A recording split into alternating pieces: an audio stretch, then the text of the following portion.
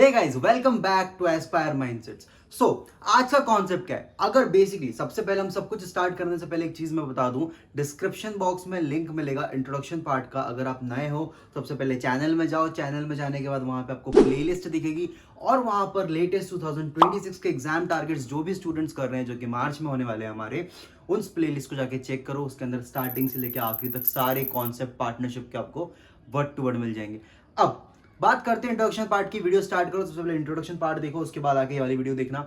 हाँ, वहां पे सारा इंडेक्स जो है, जितना भी हमारा चैप्टर स्टार्ट होता है, सारी चीजें जो है वहीं पर डिस्क्राइब करी हुई है, बराबर।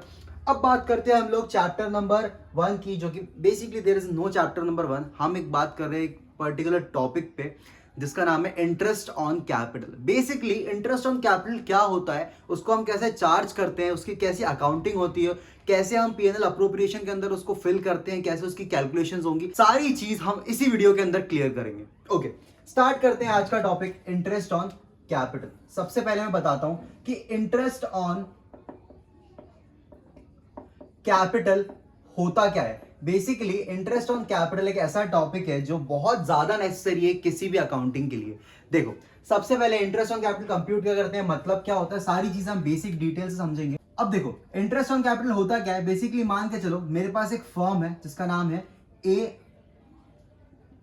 फर्म, बराबर। अब इस ए फर्म के अंदर कुछ पार्टनर्स होंगे। जैसे मैं बोल सकता हूं ये पार्टनर ए है, ये पार्टनर बी है और ये पार्टनर सी है।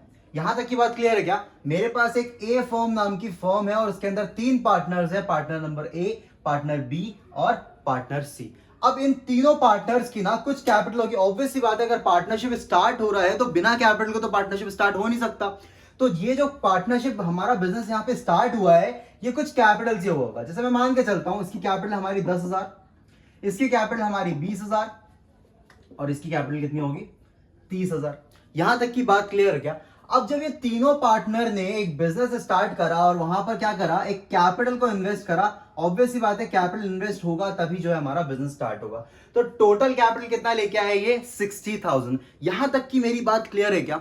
अब मेरी एक बात समझो, बहुत बेसिक बात है, बहुत नेसेसरी बात है कि अगर मेरे फॉर्म के अंदर कैपिटल से पार्टनर ए, पार्टनर बी और पार्टनर सी के कुछ कैपिटल लाने से मैं अपने सारे बिजनेस ऑपरेशंस को कर पा रहा हूं, तो कभी ना कभी एक ऐसा टाइम आएगा कि एक थोड़ा सा कैपिटल, जिसको हम एडिशनल कैपिटल कहते हैं, कि मेरे को अगर और ज्यादा काम करना है, मेरे पास कैपिटल थोड़ा कम है, तो मैं क्या करूंगा, किसी एक पार्टनर को बोलूंगा कि भैया आप ना एक थोड़ा सा एडिशनल कैपिटल लेके आ जाओ। अच्छा, ये चीज ना दोनों चीज में अप्लाई होगी।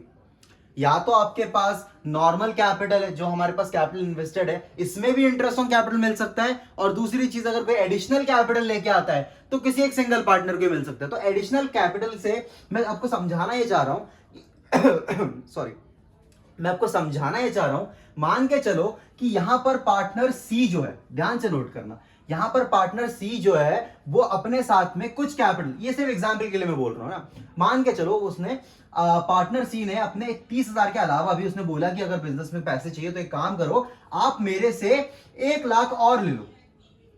आप मेरे से कितना ले लो, आप मेरे से 1 लाख और ले लो, जो मैं आपके बिजनेस में इन्वेस्ट करता हूं, जो कि बेसिकली इन्हीं का बिजनेस है, तीनों पार्टनर्स का बिजनेस है, बराबर। तो जब ये 1 लाख रुपए और लेके आया, बिजनेस में इन्वेस्ट करा, और इस बिजनेस ने क्या करा, इस फर्म ने क्या करा, साल भर, मतलब पूरे साल क्या करा, इस बिजनेस से बहुत सारा प्रॉफिट बनाया। क्या करा, बहुत सारा प्रॉफिट बनाया। जब इस बिजनेस ने इसके पैसों को यूज करके, इस पार्टनर के पैसों को यूज करके अपना इतना सारा प्रॉफिट बनाया, और बात तो ऐसी है, अगर हमारे पास डीड होता है तो ये प्रॉफिट जो है सारे पार्टनर्स में डिस्ट्रीब्यूट होता है। यहां तक की बात क्लियर है ना? मैं क्या कह रहा हूं, मैं ये बोल रहा हूं अगर मेरे पास प्रॉफिट पड़ा हुआ है साल का, तो ये साल का जो प्रॉफिट होगा ये तो तीनों पार्टनर्स को डिस्ट्रीब्यूट होगा, पार्टनर ए, पार्टनर बी और सी, तीनों पार्टनर्स को होगा। लेकिन यहां पे एडिशनल कैपिटल लेके कौन आया, पार्टनर सी लाया है ना। तो मेरे को एक बात बताओ, सिंपल एक बात बताओ, अगर पार्टनर सी एडिशनल कैपिटल लेके आया है मेरा, तो यहां पर पार्टनर सी को कुछ एडवांटेज मिलना चाहिए, बराबर। अगर पार्टनर सी कुछ पैसा ज्यादा दे रहा है तो उसको बेसिकली, अगर डीड में लिखा हुआ है, देखो एक चीज और समझो, अगर डीड में लिखा हुआ है कि इंटरेस्ट ऑन कैपिटल मिलेगा, तो वो तीनों पार्टनर को मिलेगा। अगर लिखा है तीनों पार्टनर को मिलना है तो तीनों पार्टनर को मिलेगा। भले जैसे 10,000 है, 10,000 पे उनका जो भी परसेंट डिसाइड होगा वो मिलेगा, 20 पे जो भी परसेंट डिसाइड होगा वो मिलेगा, 30 पे जो भी डिसाइड होगा वो मिलेगा। लेकिन मैं यहाँ पे थोड़ा सा आपको समझाने के लिए बोल रहा हूं कि एक बात बताओ, यहां पर सी ने अगर कैपिटल एक्स्ट्रा दिया है तो उसको उसके हिसाब से इंटरेस्ट ऑन कैपिटल मिलना चाहिए।